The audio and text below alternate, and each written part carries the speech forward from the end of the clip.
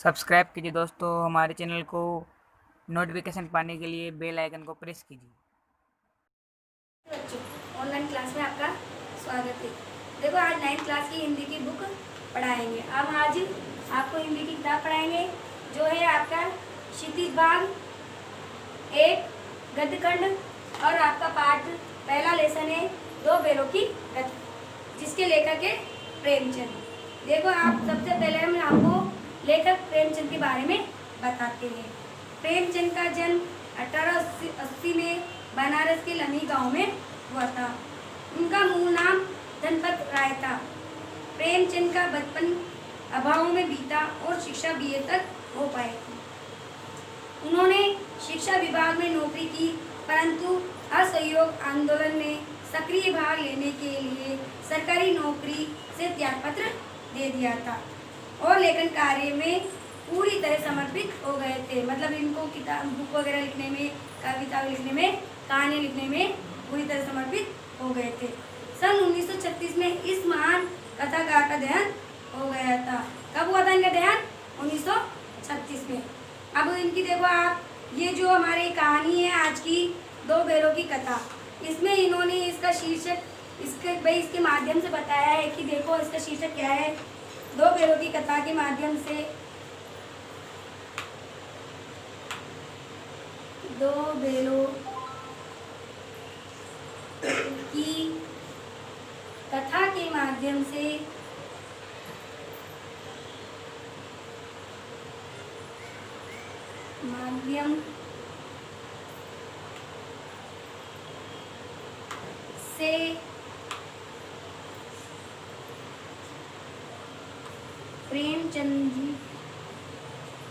प्रेमचंद ने कृषक समाज और पशुओं के प्रति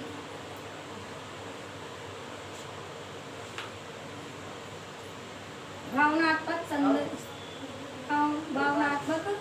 संबंध बताया है।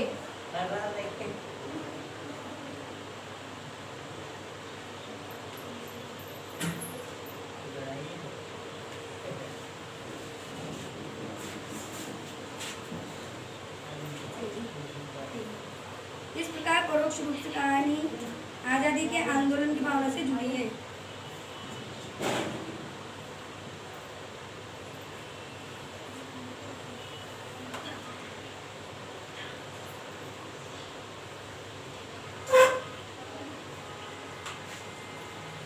कहानी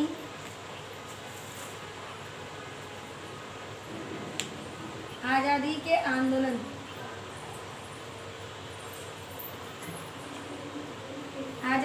आंदोलन से जुड़ी है।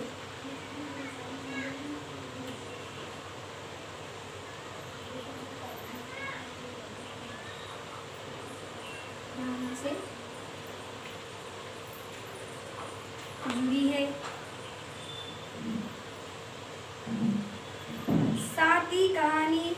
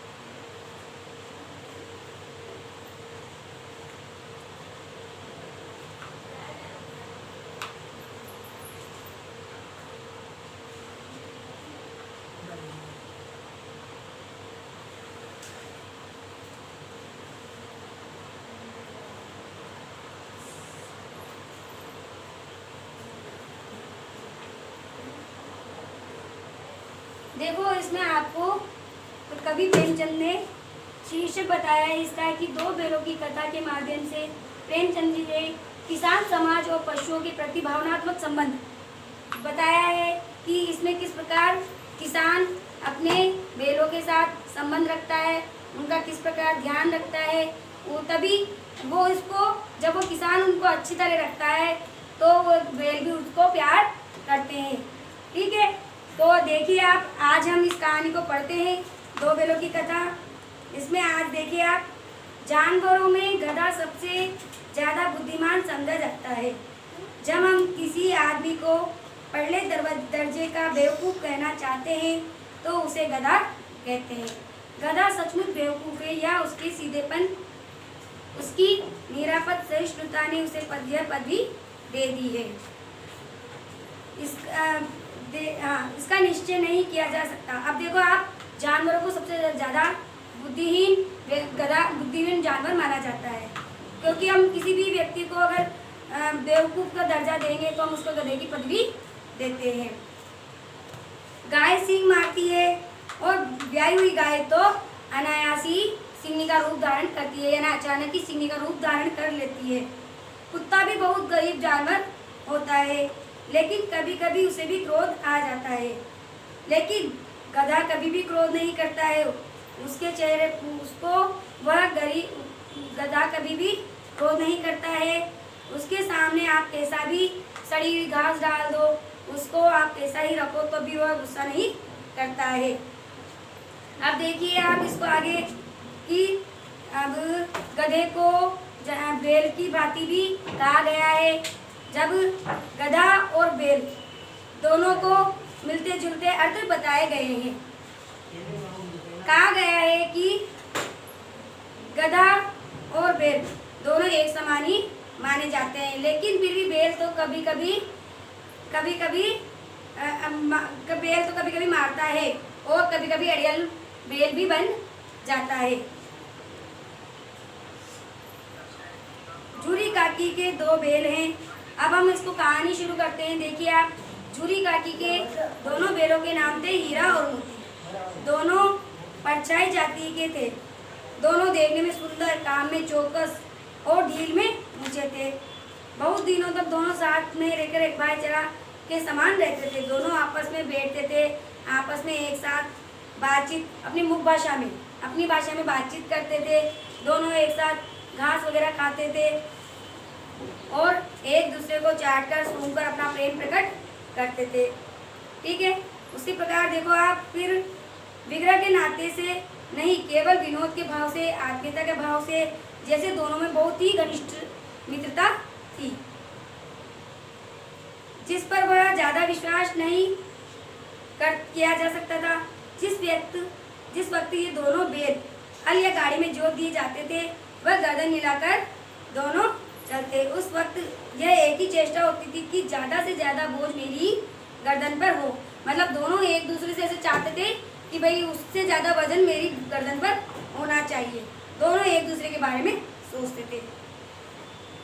और जब वो शाम को दोपहर के बाद दिन भर घर पर आते तो शाम को एक दूसरे को चाटकर अपनी थकान को मिटा देते थे।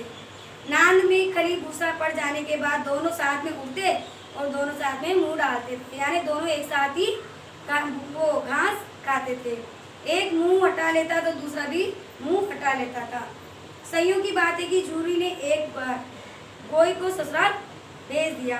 बैलों को क्या मालूम कि वह क्यों भेज रहे हैं, समझे मालिक ने हमें भेज दिया।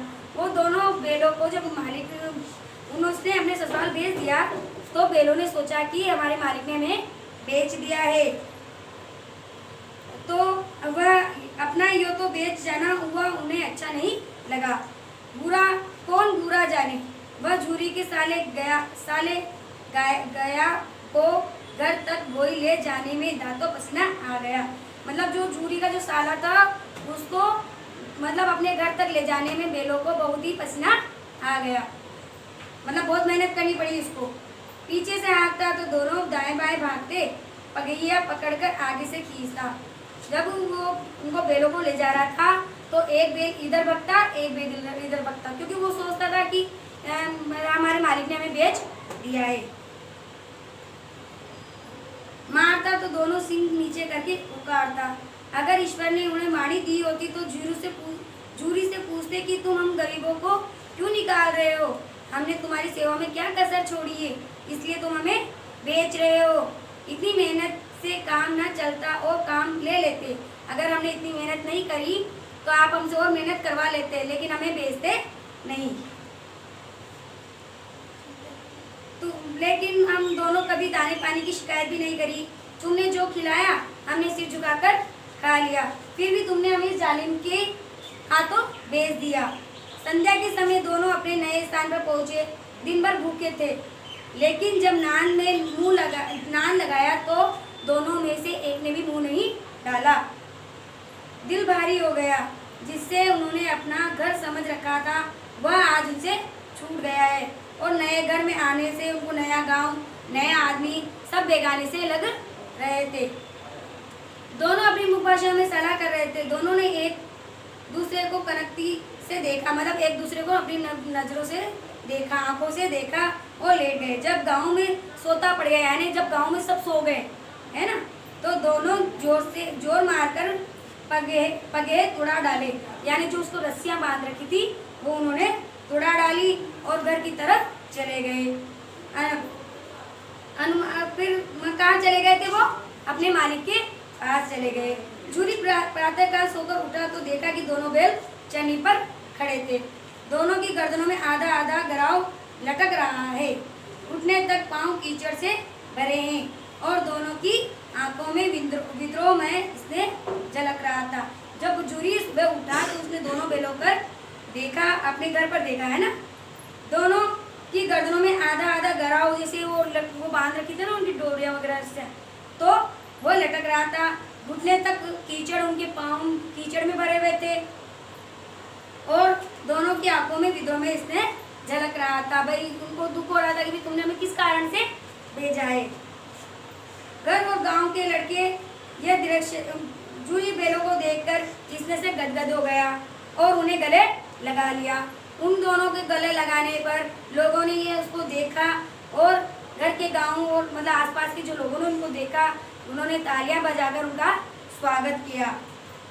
गांव के इतिहास में यह घटना कभी भी न होने वाली थी, महत्वपूर्ण घटना थी। बाल सभा में निश्चय किया कि दोनों पशु वीरों को प्रमाण पत्र देना चाहिए, अभिनंदन प्रमाण पत्र देना चाहिए। और अपने घर से कोई रोटियां लाया, कोई गुड़ लाया और कोई चौकस, कोई भूसा। किसके लिए लाए ये सब? बैलों के लिए। तब एक बालक ने कहा, ऐसे बैल किसी के पास ना होंगे। दूसरे ने समर्थन किया, इतनी दूर से दोनों बैल अकेले चले आए हैं। तीसरा बोला, बैल नहीं है, वे उस जन्म के आदमी हैं। इसका प्रतिवाद करने का किसी को साहस ना हुआ। जूरी की स्त्री ने दोनों को द्वार पर देखते ही वह जल उठी। जूरी की पत्नी ने जब दोनों को उनसे अपने दरवाजे पर देखा तो वह जल उठी। बोली कि ये नमक हराम बैल एक दिन भी वहाँ काम नहीं कर सके और वहाँ से भागकर आ गए। जूरी अपने बैलों पर आक्षेप ना सुन सका और नमक हराम क्यों है। जूरी ने जब उसकी स्त्री ने, जूरी की स्त्री ने ना कहा कि भाई ये तो नमक हराम है, तो जूरी को जूरी ये नहीं सुन सका कि भाई ये नमक हराम क्यों है। चारा दाना दिया होगा तो क्या करेंगे, मतलब उसको चारा दाना नहीं डाला होगा तो वो क्या करेंगे। स्त्री ने रोब के साथ कहा, बस तुम ही तो बैलों को खिलाना जानते हो और तो सभी पानी पिला पिला कर ही रखते हैं। उसकी पति ने कहा कि बैलों को तुम ही तो रखना जानते हो, तुम ही खिलाना जानते हो और तो सब उनको पानी पिला कर ही रखते हैं। जूरी ने चिढ़ाया, चारा मिलता तो क्यों भागते। जूरी ने उससे कहा कि यदि इनको चारा दाना पानी और प्रेम से इसको रखते तो ये क्यों भागते। स्त्री चिड़ी, भागे इसलिए कि वे लोग तुम जैसे बुद्धुओं की तरह बैलों को सहलाते नहीं, खिलाते नहीं, तो रगड़ कर जोतते भी हैं। ये दोनों ठहरे कामचोर भाग निकले। अब देखो कहाँ से खली और चौकोर मिलता है। सूखे भूसे से के सिवा कुछ ना दूंगी, खाए चाहे मरे।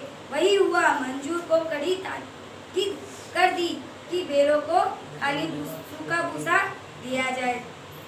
जब स्त्री चिड़ी कि तुम जैसे बुद्धि मतलब तुम जैसे बुद्धू लोग ही बैलों को सहलाते हैं, उनको प्यार करते हैं और तो उसके साथ साथ उनको रगड़कर जोतते भी हैं। ये दोनों तो कामचोर हैं, इसलिए भागकर आ गए। अब मैं देखती हूँ कि इनको भूसा खल जो डालते हैं अपन, खल और चौकोर, ये जानवरों को डालते हैं भूसा, तो कौन इनको डालता है? इसके सिवा इनको सूखा ही चारा दिया जाएगा। बैलों के नाद में मुंह डाला तो फीका फीका, ना कोई चिकनाट ना कोई रस, क्या कहें? आशा भरी आंखों से द्वार की ओर ताकने लगी। झूरी ने मंजूर से कहा, थोड़ी सी खली क्यों नहीं डाल देती? मालकिन मुझे मार ही डालेगी। चुराकर डाला ना दादा, पीछे से तुम ही उन्हीं की सी कहोगे। अब देखो यहाँ पर उसने झूरी ने कहा कि तुम उनको थोड़ा सा खल क्यों नहीं डाल देते हो, झूरी भूसा क्यों नहीं डाल देते हो? तो उसने कहा नहीं, मालकिन मुझे मार डालेगी, मतलब उससे लड़ेगी। फिर उसने कहा कि दादा तुम पीछे से भी उनकी तरह ही बोलोगे, मतलब उनकी तरफ ही बोलोगे, इसलिए मैं तो इनको चारा भूसा नहीं डालूं, सूखा चारा ही डाला। और वो झूरी के बैल उनको देखने लगे। ठीक है, आज ही देखो आप इस पाठ को। फिर आगे दूसरे दिन झूरी का साला फिर आया और बोला, बैलों को ले चला। उसने दोनों को गाड़ी में जोता। 2-4 बार मोती ने गाड़ी को सड़क की खाई में गिराना चाहा, पर हीरा ने संभाल लिया। वह ज्यादा सहनशील था। संध्या समय पर घर पहुंचकर उसने दोनों मोटी रस्सियों से बांधकर कल की शरारत का मजा चखाया। मतलब वो जैसे भगे थे ना, तो उसकी शरारत का मजा चखाया। उसने मोटी रस्सियों से उनको बांधा और दिन भर भूसा भी नहीं दिया, भूखा रखा उनको। दोनों बैलों का ऐसा अपमान कभी ना हुआ था। झूरी इन्हें फूल की छड़ी से भी न छूता। उनकी टिटकर कर दोनों उड़ने लगते थे। यहाँ मार पड़ी, आज सम्मान की व्यथा तो ही थी। उस पर मिला सूखा भूसा। नान की तरफ आंखें तक न उठाई। उन्होंने ऐसा अपमान कभी नहीं सहा था। और झूरी तो उनको बिल्कुल भी नहीं मारता था। अब वो तो उसका जो झूरी का जो साला है उसको बहुत ही मारता है और खाने के लिए भूसा वगैरह भी नहीं देता है। दूसरे दिन गया ने बैलों को हल में जोता, पर इन दोनों ने जैसे पाँव न उठाने की कसम खा ली थी। वह मारते मारते थक गया, पर दोनों ने पाँव न उठाया। एक बार जब उस निर्दय ने हीरा की नाक पर खूब डंडे मारे, तो मोती को गुस्सा काबू से बाहर हो गया। हल लेकर भागा। हल, रस्सी, जुआ, जोत सब टूट टाट कर बराबर हो गया। गले में पड़ी बड़ी रस्सियाँ न होती तो दोनों पकड़ाई में नहीं आते। अगर उनके गले में रस्सियाँ नहीं पड़ी होती तो दोनों भाग जाते, उनकी पकड़ाई में नहीं आते। अब की बड़ी मार पड़ेगी, पढ़ने दो। बेल का जन्म लिया है तो मार से कहाँ तक बचेंगे? गया 2 आदमियों के साथ दौड़ा आ रहा है। दोनों के हाथों में लाठियाँ हैं। मोती बोला, कहो तो दिखा दूं कुछ मजा, मैं भी लाठी लेकर आ रहा हूँ। हीरा ने समझाया, नहीं भाई, खड़े हो जाओ, मुझे मारेगा तो मैं 1-2 गिरा दूंगा। देखो यहाँ पर जब वो कह रहे हैं कि हम दोनों तो भाग जाएंगे तो इनके हाथ में नहीं आएंगे। हीरा ने अपनी मुख भाषा में कहा कि मोती, तुम्हारी तो इतनी जान ले ली, अब की बार बड़ी मार पड़ेगी। मतलब पहले तो हमें कम मारा, लेकिन अब तो अच्छी मार पड़ेगी। तो उसने कहा कि मोती ने उत्तर दिया है कि जब हमने ये बैलों का जन्म लिया है तो मार से क्या बचेंगे? मतलब हमने बैलों के रूप में जन्म लिया तो मार से क्या बचेंगे? दोनों आदमी दौड़े आ रहे हैं, हाथों में लाठियाँ ला रहे हैं। मोती बोला, कहो तो मैं इनको मजा चखा दूं, तो लाठी लेकर आ रहा है। हीरा ने समझाया, नहीं भाई, खड़े हो जाओ, मुझे मारेगा तो मैं उसे गिराकर मार दूंगा। मतलब अगर मुझे मारेगा वो तो मैं उसको गिरा दूंगा। हमारी जाति का यह धर्म नहीं है। मोती दिल में ऐड कर रह गया।